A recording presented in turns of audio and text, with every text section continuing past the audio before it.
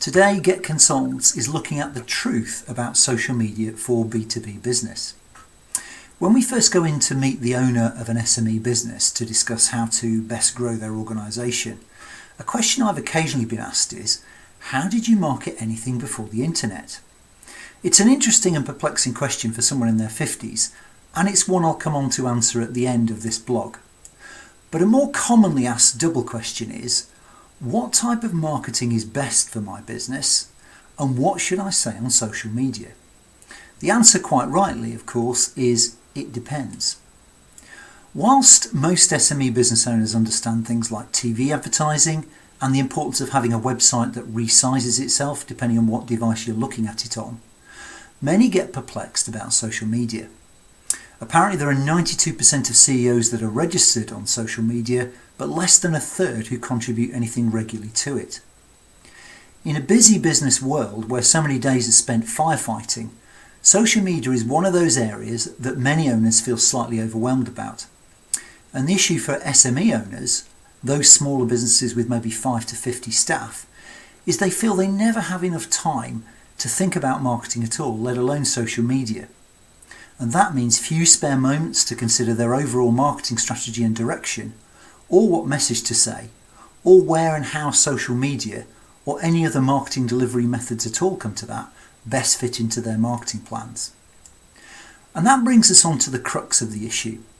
Our research shows that most SME owners have a business plan, even if it's only a basic one.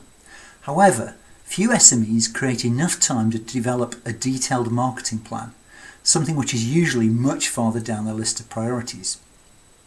So, without a detailed marketing strategy or plan, how do you decide on the relative importance of social media in a B2B world, or any other marketing method come to that? One of the biggest challenges revealed from our research is that many business owners run their businesses instinctively, and they do a pretty good job of it too, to be honest. However, a significant proportion of SME owners don't have a formal business education, and they naturally rely therefore on subject matter experts in their organisation, those people that advise them on the best course of action. And when that expertise is in the area of finance, for example, or factory production, well, that makes complete sense. That's because those functions still work similarly to the way they did probably about 20 years ago, even though legislation and technology may have changed.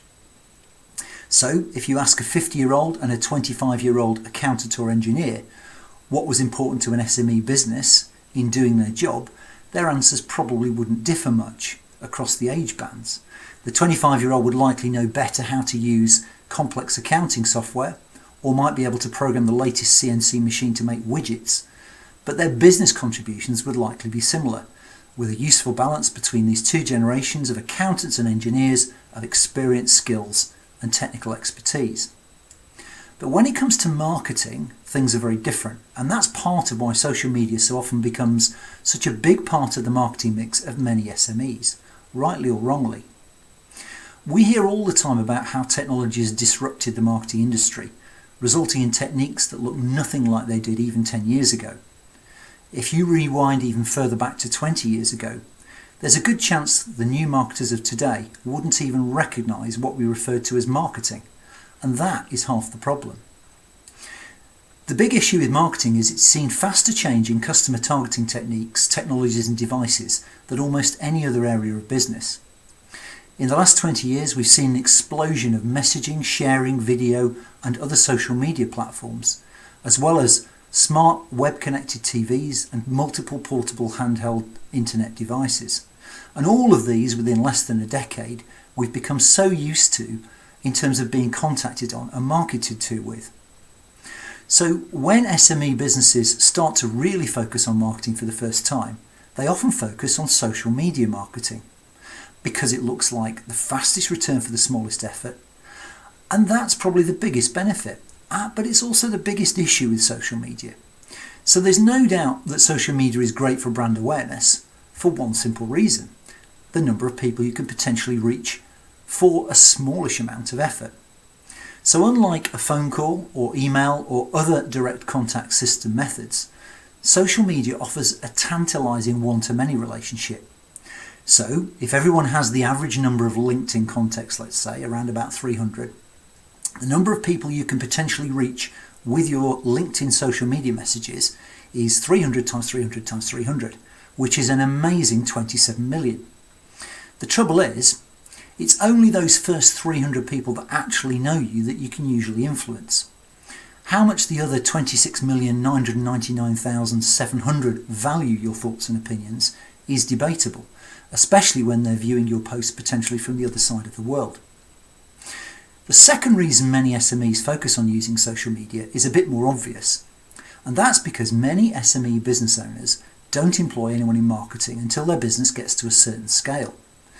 Then the new marketers they employ, perhaps not on the biggest salary, are likely to tell them that social media is the answer to their business marketing needs. And this is often simply because any young marketeer has had the most experience in this one marketing tool, rather than necessarily a thorough grounding in other core marketing techniques. To be fair though, when you consider that millennials have only ever known a world of smartphones, smart TVs and social media and swiping with their fingers, it's no wonder that their perception of what marketing is focuses mainly on what will be communicated specifically on social media and in the online world. So I'm not anti-social media though, not at all. Where social media platforms do offer benefits is in targeting new customers you want to reach, especially if you have no way of directly approaching them or finding them to get their details onto your business database. Both LinkedIn and Facebook offer very sophisticated advertising systems, albeit at a cost, that can target very specific geographies, demographics or interest groups to sell products and services to them. So social media does have a place in all modern SME marketing, but bear in mind that the B2C and B2B marketing world should be treated very differently. We should also accept that all social media, whether personal or business, is a careful fabrication of what we want people to think. Most people take all content that's shared on social media, whether business or personal, and they take it with a pinch of salt, however well it's crafted. And that's why you should make sure social media is not the be-all and end-all of your marketing communication strategy. Also remember that what you say to your target audience on social media to influence them buying from you will only be as good as your understanding of why people need your product and service and what triggers they have that make them buy from you. It's only then that you can create and develop a good, persuasive, well thought out marketing campaign with strong messaging that resonates logically and emotionally with both your current and future customers.